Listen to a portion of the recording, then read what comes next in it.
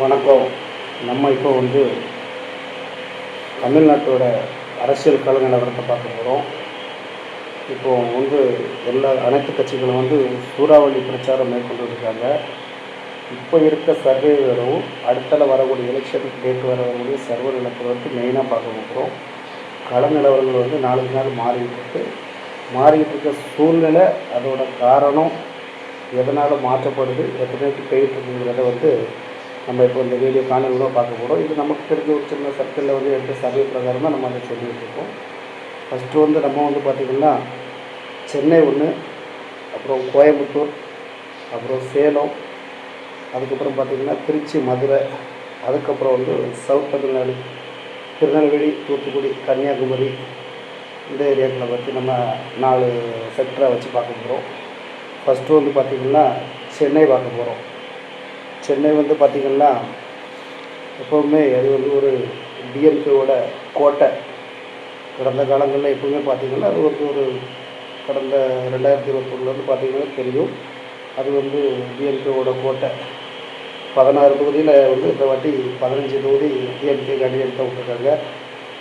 அதே மாதிரி பார்த்திங்கன்னா ஏடிஎம்கேவில் பார்த்திங்கன்னா ஒரு 13 தொகுதி விட்டுருக்காங்க. மீதி 3 தொகுதி அவங்க சார்ந்த கட்சிகளுக்கு கொடுத்துருக்காங்க. இப்போ சென்னையில் பார்த்திங்கன்னா என்னன்னாக்கி அந்த டிஎம்கேவோட பெரிய கோட்டைகளுக்கு பார்த்திங்கன்னா எப்போவுமே அவங்க அமோக வெற்றிகள், அவங்களோட வாய்ப்புகளோடு தான் வந்துக்கிட்டு இருப்பாங்க. ஆனால் இப்போ இருக்கிற நிலவரம், இதுக்கப்புறம் இருக்கிற நிலவரம் என்னென்னு பார்க்க போனோம்னா, ஒரு முன்னிலை அவங்க தான் வராங்க. கொஞ்சம் நல்லா ஒரு பெரிய ஒன் சைடாக வின்னிங் போயிட்டு இருந்த டீமு கொஞ்சம் சரிவு இருக்குங்கிறாங்க. அதுக்கான ஒரு சில காரணங்களை பார்ப்போம். சென்னையில் கடந்த கால அரசியலை கணக்கு பண்ணும்போது பார்த்திங்கன்னா கொஞ்சம் மாநகராட்சியில் கொஞ்சம் குறைபாடுகள், ஒரு சில அமைச்சர்கள் ஒரு சில குவாலிஃபிகேஷன் அவங்கவுங்க தொகுதியில் ஒரு சில சின்ன பணிகள் கொஞ்சம் முன்ன இருந்ததாக ஒரு பின்னடைவாக பார்க்குறாங்க. அடுத்ததாக பார்த்திங்கன்னாக்கி சென்னையில் மெயினாக இப்போது டிவிகோட வளர்ச்சி ஒரு முக்கியமான இந்த வாக்குகள் சிதறது. அவங்களும் ஒரு சில இடங்கள் பிடிக்கிறதுக்கான சாத்தியக்கூறுகள் வருது. அதுக்கப்புறம் ஆளுங்கட்சியோட ஒரு சில பின்னடைவுகளே காரணம் காட்டி அவங்க அதை மெயின் கனெக்ட் பண்ணி கொண்டு போயிட்டுருக்கனால கொஞ்சம் ஒரு சின்ன பின்னடைவாக தான் பார்க்கப்படுது. இளைஞர்கள் பட்டாளம் டிவிக்காக வீதியாக ரொம்ப ஒரு உற்சாகமாக வாக்கு செய்திருக்கிறாங்க. அது ஒரு முக்கியமான காரணமாக பார்க்கப்படுது. அது மட்டும் இல்லாமல் பார்த்திங்கன்னாக்கி ஏடிஎம்கேவுக்கு டிடிவி தினகரன் ப்ளஸ் ஏடிஎம்கே கூட்டணி அங்கே ஒரு பெரிய ஓட்டு பிஜேபி 3 சேர்ந்து அங்கே ஒரு பெரிய ஓட்டாக கன்வெர்ட் ஆகிது. அவங்களுக்கு கொஞ்சம் பெரிய லெவலில் டஃப் கொடுக்குறாங்க டிஎம்கே பார்ட்டிக்கு. ஒரு சில பெர்சன்டேஜ் பிரகாரம் பார்த்திங்கன்னா டிவிகேவோட ஓட்டு பிரிக்கிறது இவங்களோட ஒற்றுமை அதற்கு வளர்ச்சிக்கான ஒரு முக்கியமான பாதையாக பார்க்கப்படுது. அது ஒரு மெயின் சிட்டி அப்படி இருந்தாலும் அவங்களோட கோட்டையாக இருந்தாலும் கோட்டையை தகர்க்கிற அளவுக்கு அவங்க போயிட்டுருக்கு அப்படிங்கிறாங்க. அடுத்தால பார்த்திங்கன்னா அவங்களுக்கு டிடிவி தினகரன் ரொம்ப தீவிரமான ஒரு வாக்கு சேர்ப்பில் சென்னையை நோக்கி பயணிச்சுட்டு இருக்காப்புல. மேற்படி பார்த்திங்கன்னாக்கி திருவிக்கா தொகுதியில் ஆம்ஸ்ட்ராங் அவங்க மனைவி அவங்க சப்போர்ட்டான ஒரு சில வளர்ச்சிகள் எல்லா இடத்துலையும் சிட்டி ஃபுல்லாக ஸ்ப்ளிட் ஆகிருக்கு. அதுவும் வாக்கு தர்றதுக்கு ஒரு முக்கியமான காரணம் அப்படிங்கிறாங்க. சரி, ஓகே. அது மட்டும் இல்லாமல் எடப்பாடி பழனிசாமி அவரும் ரொம்ப சூறாவளி சுற்றுப்பயணம் பண்ணிகிட்டு இருக்காரு. ஏற்கனவே ஆளுங்கட்சியாக இருக்கிறவங்களோட குறைகளை ரொம்ப தெளிவாக அக்யூரேட்டாக தைரியமாக ஒரு போல்டான ஸ்பீக் பண்ணுறாரு. இது ஒரு பெரிய பின்னடைவாக பார்க்கப்படுது. இருந்தாலும் முதலமைச்சர் மதிப்புக்குரிய MK ஸ்டாலின், உதயநிதி ஸ்டாலின் துணை அமைச்சர் அவங்களோட ஒரு உற்சாகமான தீவிரமான பிரச்சாரம் அவங்கள பின்னோக்காது அப்படிங்கிற பார்க்கப்பட்டாலும் பெர்சன்டேஜ் பிரகாரம் சின்ன பெர்சன்டேஜில் ஒரு சில இடங்களை அவங்க இழக்கிறதா தான் கருத்து கணிப்பு வருது. அதுக்கு தான் சென்னை அவங்களோட எக்கு கோட்டையாக இருந்த ஒரு இடம் குறையப்படுது. இப்போ அதில் கருத்து கணக்கில் பார்த்திங்கன்னா பெர்சன்டேஜ்னு பார்த்திங்கன்னா டிஎம்கே ஒரு 50%, 52% வராங்க, தாராளமாக வராங்க பெர்சன்டேஜ் ஓட்டு பிரகாரம். அப்புறம் பார்த்திங்கன்னா ஏடிஎம்கே ஒரு 44, 45 ரேஞ்சு வராங்க. அப்புறம் மற்றவைகள் மீதி உள்ள பெர்சன்டேஜ் வர்றாங்க.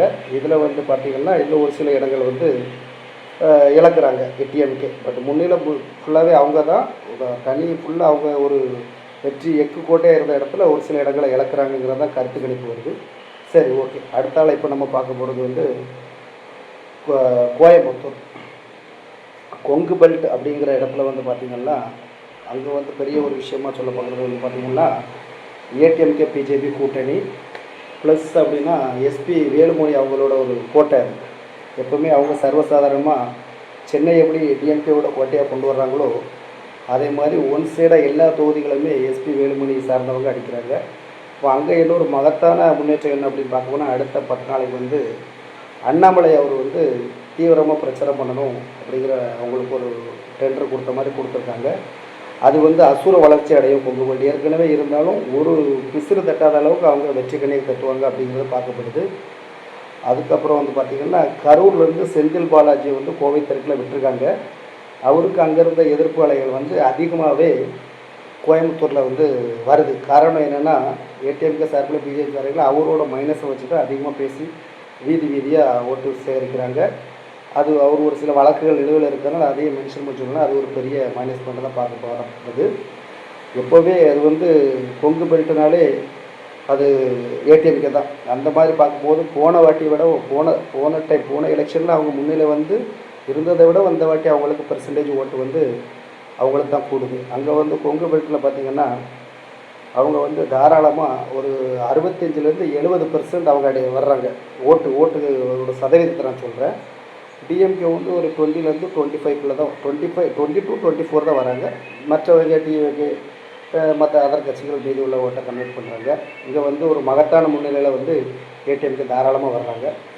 அடுத்தால பார்த்தோம்னாக்கி என்ன ஒன்று கொங்கு பெல்ட் இவ்வளோக்குள்ளே அவங்க லீடிங் வர்றதுக்கு ஒரு முக்கியமான காரணம் வந்து பார்த்திங்கன்னாக்கி பிஜேபியோட ஏற்கனவே அது ஏடிஎம்கேவோட கோட்டை. இப்போ பிஜேபி அலையன்ஸ் வந்து அங்கே ரொம்ப அதிகமாக கை வாங்கி நிற்கிறதுனால ரொம்ப அக்யூரேட்டாக தெளிவாக எந்த கருத்து கணிப்பும் மாறாத அளவுக்கு வராங்க. ஒரு சில ஆளுங்கட்சி அங்கே ஏற்கனவே டிஎம்கே கொஞ்சம் எப்போவுமே அங்கே சரிவில் தான் இருக்கும். ஆளுங்கட்சியில் ஒரு சில சின்ன சின்ன பிரச்சனைகளை பேஸ் பண்ணி அவங்க பண்ணுறதுனால ஒன் சைடு அவங்க வர்றாங்க. அது எந்த மாற்று கருத்தும் கிடையாது. அடுத்தால நம்ம அப்படியே பார்த்தோம்னாக்கி சேலம் தொகுதியை பார்க்க போகிறோம். சேலம் வந்து ஏற்கனவே முன்னாள் முதலமைச்சர் எடப்பாடி அவங்களோட கோட்டை. அங்கே பார்த்தீங்கன்னாக்கி அங்கே அவங்களுக்கு ஒரு பெரிய ப்ளஸ் பாயிண்ட் எப்போவுமே உண்டு. இப்போ அவர் ஒரு விவசாயி சார்ந்தவர். அதனால் வந்து ஆளுங்கட்சியில் ஒரு சில குறைபாடுகள் இருந்தாலும் விவசாயத்தை முன்னிறுத்தி பேசுகிறதுனால அவங்க வந்து ஒரு மாபெரும் கட்சி கூட்டணியாட்ட அங்கே உருவாக்குறாங்க. அதுக்கு ரொம்ப முக்கியமாக அவங்களுக்கு காரணமாக இருக்கிறது வந்து யாருன்னு பார்த்தீங்கன்னா பாட்டாளி மக்கள் கட்சி அன்புமணி ராமதாஸ் வந்து விடாப்புடியாக சேர்ந்து அவங்க ஒற்றுமையாக இருந்து அங்கே முன்னிலை கொண்டு வராங்க. எப்போவே அது கலநிலவரம் வந்து ஏடிஎம்கே கோட்டையாக தான் அங்கே எப்போவுமே போயிட்டுருக்கோம் சேலத்தில். அவர் கண்டிப்பாக இந்த வாட்டி முதலமைச்சர் ஆகணுங்கிற ஒரு கான்செப்ட். டிவிகே நாம் தமிழர் ஒரு சில பெர்சன்டேஜ்கள் இந்த மற்ற இடங்களில் கொஞ்சம் கொஞ்சம் ஓட்டை பிடிச்சாலும் அவங்க கோட்டையை வந்து முறியடிக்க முடியாத அளவுக்கு தான் வந்து போயிட்டுருக்கு பார்த்துக்கோங்க. இங்கே வந்து நம்ம ஓட்டு பெர்சன்டேஜ் என்னென்னு பார்த்தீங்கன்னாக்கி ஏடிஎம்கே ஒரு 55% வராங்க. அதிகப்படியான இடங்களை எடுத்து 50% வராங்க. டிஎம்கே ஒரு 33% வராங்க. மீதி உள்ள பெர்சன்டேஜ் வந்து மற்றவங்க வர்றாங்க. அங்கேயும் ஃபுல்லாகவே லீடிங் வந்து ஏடிஎம்கே தான் வராங்க. அடுத்தால நம்ம பார்க்க போகிறது வந்து ஒரு முக்கியமான இடம் திருச்சி மதுரை கொஞ்சம் எப்போவுமே கொஞ்சம் இந்த ஆளுங்கட்சி தான் கொஞ்சம் கண்டிப்பாக முன்னணியில் ஏற்கனவே இருந்துக்கிட்டு இருக்காங்க. ஆனால் வந்து மெயின் டார்கெட்டே பார்த்திங்கன்னா திருச்சி மதுரை இதை தான் மெயின் டார்கெட்டாக அடுத்த 10 நாளைக்கு ப்ரொசீஜரே பண்ணியிருக்காங்க. இதுவரை சென்னை டிஎம்கே, கோயம்புத்தூர் ஏடிஎம்கே, அப்படியே சேலம் ஏடிஎம்கே சமநிலை அப்படியே வந்து இந்த மாதிரி இருந்தாலும் மதுரை திருச்சி தான் மெயினாக இப்போ இந்த எலெக்ஷனில் முடிவு பண்ணுற மாதிரி கான்செப்ட் பண்ணி வச்சுருக்காங்க. இதில் வந்து அடுத்த 10 நாள் வந்து கோயம்புத்தூரில் பண்ணுறதை விட தீவிரமாக பிரச்சாரம் பண்ணுறது அண்ணாமலை. ஒரு சிலர் அவங்க கட்சி சார்ந்த கூட்டணி கட்சிகளுக்கு வந்து அங்கே கொட்டேஷன் கொடுத்துருக்கிறதாட்டு நமக்கு வந்து விஷயங்கள் வர வந்துச்சு. இப்போ அங்கே பார்த்திங்கன்னா மதுரையில் வந்து மெயினாக ஒரு சில அமைச்சர்கள் இருக்காங்க. அதை எதிர்த்து ஒரு பேஸ் பண்ணுறதுக்கு பெரிய ஒரு முகம் வேணும் அப்படிங்கிறதுக்காக நம்ம குஷ்பு அவங்க கணவர் சுந்தர்சி அவருக்கு இப்போ அங்கே ஏகப்பட்ட வரவேற்பு வந்துக்கிட்டே இருக்குது. அது ஒரு அலை மாதிரி வீசி சூறாவளி பிரச்சாரம் பண்ணிகிட்டு இருக்க ஒரு நடிகை ஒரு டைரக்டருங்கிறதுனால அது கொஞ்சம் ஏடிஎம் இதில் நிற்கிறதுனால அதுக்கு ஒரு பெரிய லெவலில் அவங்களுக்கு வளர்ச்சி வந்துகிட்டே தான் இருக்குது. அப்படியே திருச்சி பார்த்திங்கன்னா அங்கே வந்து டிவிக்கு அவர் கேண்டிடேட் அவர் இருக்கிறதுனால அங்கேயும் வந்து அப்படியே நாலா பக்கமும் ஓட்டு செதறி ஓடுது. அவங்களுக்கு கொஞ்சம் டிவிக்கு வந்து பெர்சன்டேஜ் அங்கே ஏறி வருது. இதன் ஒரு காரணமாக வந்து யாருன்னு கேட்க முடியாத இடத்துல இருந்தாலும் கிட்டத்தட்ட ஒரு 5 இல்லைன்னா 7% தான் ஏடிஎம்கே டிஎம்கே வந்து வெற்றி தோல்வி முடிகிற அளவுக்கு நம்ம திருச்சி மதுரையில் கணக்கு வருது. அங்கேயும் ஆனால் ஏடிஎம்கே தான் முன்னிலை வராங்க. ஆனால் அதிக பர்சன்டேஜ் கிடையாது. 5லேருந்து 8% தான் அது. இன்னும் போக போக அந்த 10 நாள் வச்சு தான் நம்ம சொல்ல முடியும். கான்ஃபிடெண்ட்டாக சொல்ல முடியாது. யாரும் கைப்பற்றலாம். அவங்க எவ்வளோக்குள்ள எலெக்ஷன் ஒர்க் பண்ணுறாங்கிறத பொறுத்து தான் வருது. இப்போ அதுக்கு அடுத்து நம்ம அப்படியே பார்க்க போகிறோம்னா தெற்கு தமிழ்நாடு, அதாவது திருநெல்வேலி, தூத்துக்குடி, கன்னியாகுமரி மாவட்டம், இந்த இதுகளை தான் மெயினாக பார்க்குறோம். இங்கே கடந்த தடவை டிடிவி தினகரன் அவங்க ஒரு 3% ஓட்டை ஏடிஎம்கிட்டேருந்து பிரித்தாங்க. இதனால தான் இந்த இடம் தான் ஏடிஎம்கேவோட தோல்வியை பேக்கப் பண்ண மாதிரி காமிச்சப்பட்ட இடம். இப்போ அவங்களோட ஒற்றுமை அங்கே ஒரு வரலாறு காணாத வளர்ச்சி. பட்டாளி மக்கள் டிவி இருக்கிறதுனால, ப்ளஸ் அங்கே கன்னியாகுமரி பெல்ட் எல்லாமே பார்த்திங்கன்னா பிஜேபியோட கோட்டை தான். இது ஒரு பெரிய வளர்ச்சியாக அங்கே பார்க்கப்படுது. அப்புறம் தூத்துக்குடி, திருநெல்வேலி மாவட்டம் பார்த்திங்கன்னா தூத்துக்குடியில் ஒரு சில அமைச்சர்கள்லாம் இருக்காங்க. டிஎம்கே அமைச்சர், அவங்க அதை ஸ்டாண்டர்டாக காலங்காலமாகவே கண்டினியூவாக 4 வாட்டி 3 வாட்டி வச்ச அமைச்சர்கள்லாம் இருக்கிறாங்க. பட் அதை பேஸ் பண்ணி என்ன பண்ணுறாங்க அப்படின்னா, டிவிஏக்க இளைஞர்கள் பட்டாளம் கடைசியில் கூட ஒரு தூத்துக்குடி திருநெல்வேலி கூட்டத்தில் வரலாறு காணாத கூட்டம் அவர் கூட்டியிருந்தார். அதனாலே அங்கே கள நிலவரம் மாறுது. அவங்களுக்கு சார்பாக போயிட்டு இருந்த கள நிலவரம் நாளாக இன்னும் மறுபடியும் மாறுது. அப்படியே கன்னியாகுமரி மாவட்டத்தை பார்த்திங்கன்னா ஃபுல்லாகவே அங்கே பிஜேபி சப்போர்ட்டு. அங்கே அவங்களுக்கு என்ன வளர்ச்சி கூடிக்கிட்டே இருக்குது. அதாவது திருநெல்வேலி அங்கே ஒரு சில அமைச்சர்களோட இதுகள் சரியில்லை அப்படிங்கிறதுனால ஒரு சில பிரச்சனைகள், அங்கே தண்ணி பிரச்சனை, கல்பூர் பிரச்சனை, ஒரு சில பிரச்சனைகள் இருக்கிறனால அங்கேயும் பார்த்திங்கன்னா கான்ஃபிடெண்ட்டாக இதே திருச்சி, மதுரையில் 7% கன்ஃபார்ம் இல்லாத இடத்துல கன்னியாகுமரி, திருநெல்வேலி, தூத்துக்குடி இதில் தேசிய ஜனநாயக கூட்டணி ஒரு 8லேருந்து 10% ஓட்டு லீடிங் பண்ணி அவங்க முன்னில் வராங்க.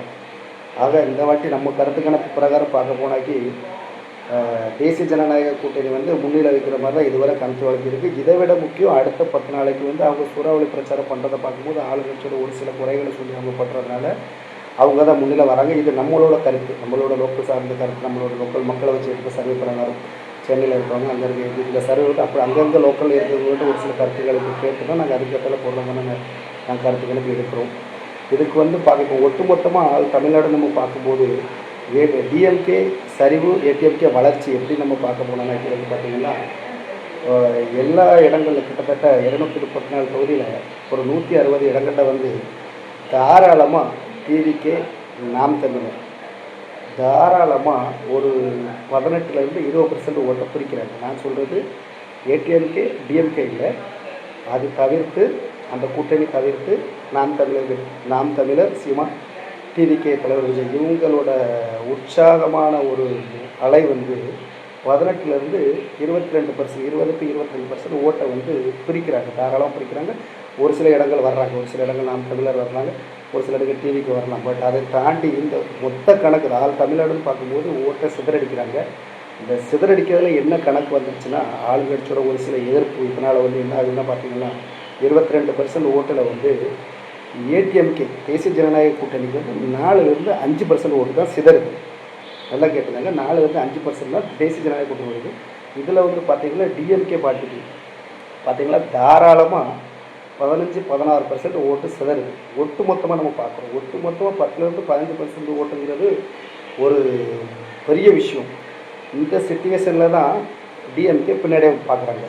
இதே சிச்சுவேஷன் 2021 சவுத் சோன்லாம் ஒற்றுமை இல்லாதனால அவங்க பின்தங்கினாங்க. இப்போ அதே தான் அவங்க மொத்தமாக ஒற்றுமையாக ஒர்க் அவுட் பண்ணுறதுனால அவங்க வளர்ந்து டெவலப் ஆகிட்டு வராங்க. இது ஒரு மகத்தான வெற்றி, யாருக்குமே கிடைக்காது. பட் லீடிங் வராங்க ஏடிஎம்கே. அடுத்ததும் நம்ம சொல்கிறது அடுத்த 10 நாளைக்குள்ள காலம் இதை நோக்கி தான் போயிட்டுருக்கு. இது சொல்லி வச்ச மாதிரி டிவிகேவோட ஓட்டு சிதறல் தான் டிஎம்கேவோட பின்னடைவு, ஏடிஎம்கேவோட அசுர வளர்ச்சிங்கிறது நம்ம கருத்து கணக்கு தெரியுது. சரி, நம்ம எலெக்ஷன் முடிஞ்ச அப்புறம் ரிசல்ட் வரும்போது நம்ம வீடியோவில் நீங்கள் பார்த்துக்கலாம். இது 90% நமக்கு கிடைச்ச கருத்து கணக்கு. நன்றி, வணக்கம்.